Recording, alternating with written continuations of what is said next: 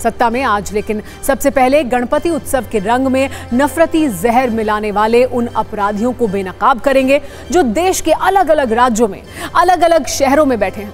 वो हमेशा इस ताक में रहते हैं कि कब और कैसे किसी शहर का धार्मिक माहौल बिगाड़ना है। देश भर में भगवान गणेश की पूजा हो रही है और ऐसे लोग इस पूजा में पत्थर वाला खलल डाल रहे हैं। पिछले कुछ दिनों की घटनाओं और खबरों के आधार पर आप देखेंगे तो विघ्नहर्ता की पूजा में विघ्न डालने वाले 4 प्रकार के विलन आपको नजर आएंगे। सबसे पहला और कुख्यात विलन है पत्थरबाज। गुजरात के बाद अब कर्नाटक में गणेश उत्सव में पत्थरबाजों ने अपना असली रूप दिखाया है। आज सत्ता में हम कर्नाटक के मांड्या में हुई पत्थरबाजी के एक एक चेहरे को सामने लाएंगे। आपको बताएंगे कैसे गणेश विसर्जन के दौरान अचानक कर्नाटक के मांड्या में माहौल बिगड़ गया। विलन का दूसरा प्रकार है तलवारबाज।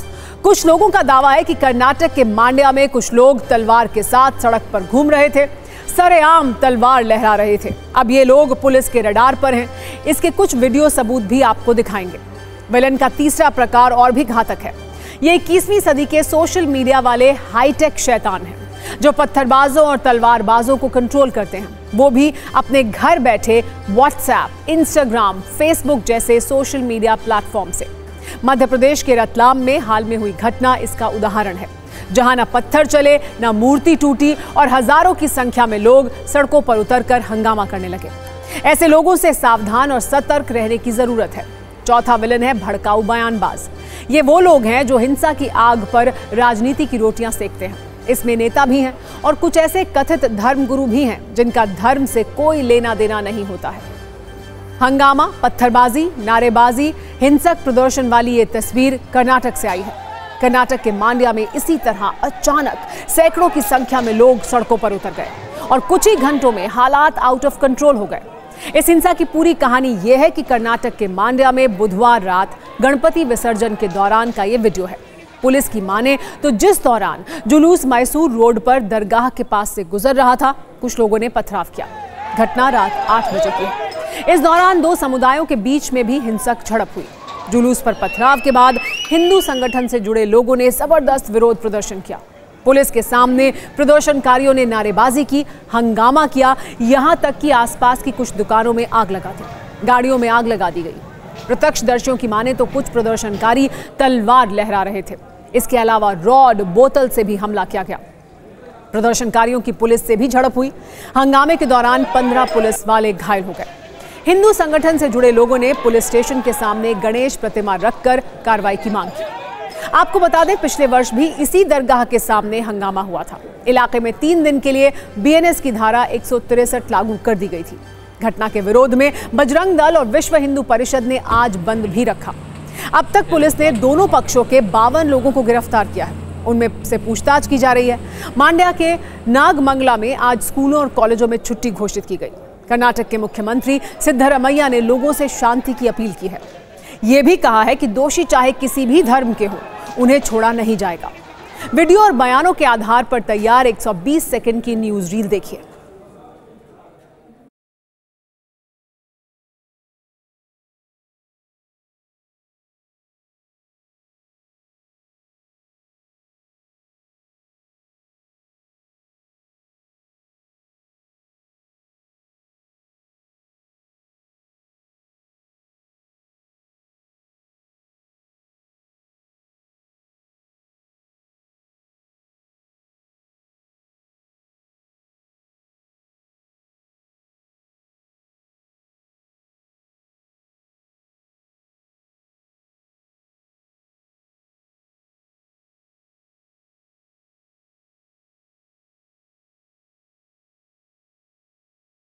लोगों को पुलिस ने गिरफ्त में लिया हुआ है। अभी भी यहाँ का जो माहौल है ठीक नहीं लग रहा है, क्योंकि ये एक शहर में पूरा जो है 144 सेक्शन लगा हुआ है। तो न्यूज़ में देख के इधर आ रहा हूँ मैं इधर। अभी आके देख रहा हूँ। क्या क्या काम चल रहा था यहाँ पे? तो स्क्रैप का कर रहा था। कितने का आइटम था पूरा? 8 से 10 लाख रुपए का था। 8 से 10 लाख रुपए 10 लाख रुपए का किया हुआ। You also seen the present situation is normal. Now it has come to normal, and we are investigating the case. Already registered 3 cases. One suo motu case by our police. Impartially, we are working on it. Both side, whoever has done this mistake, and we are taking strict action against all those people.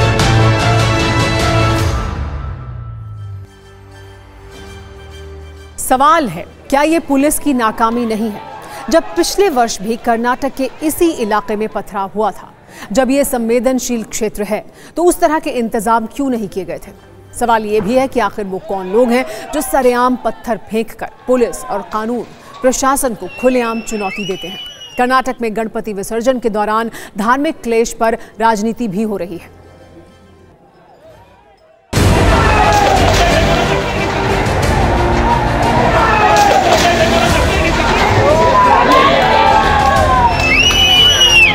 Situation is peaceful now, comparatively so early yesterday. Yesterday is some classes, both Hindu and Muslims.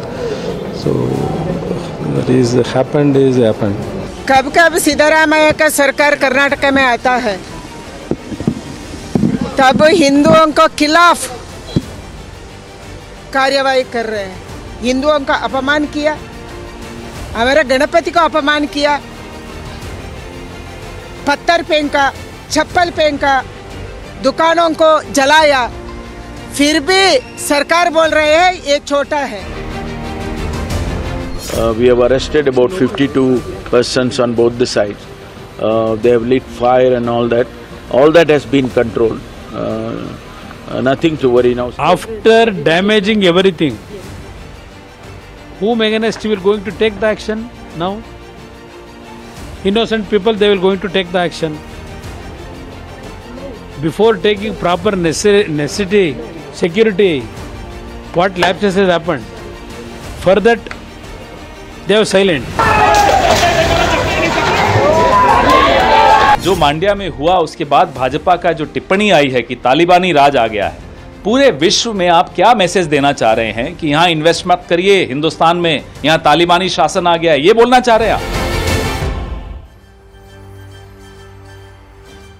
Karnataka का मांड्या तो सिर्फ कल रात हुए हिंदू मुस्लिम क्लेश का केंद्र है। पत्थरबाजी वाले ऐसे क्लेश के तीव्र झटके पहले गुजरात के सूरत में भी महसूस हुए थे।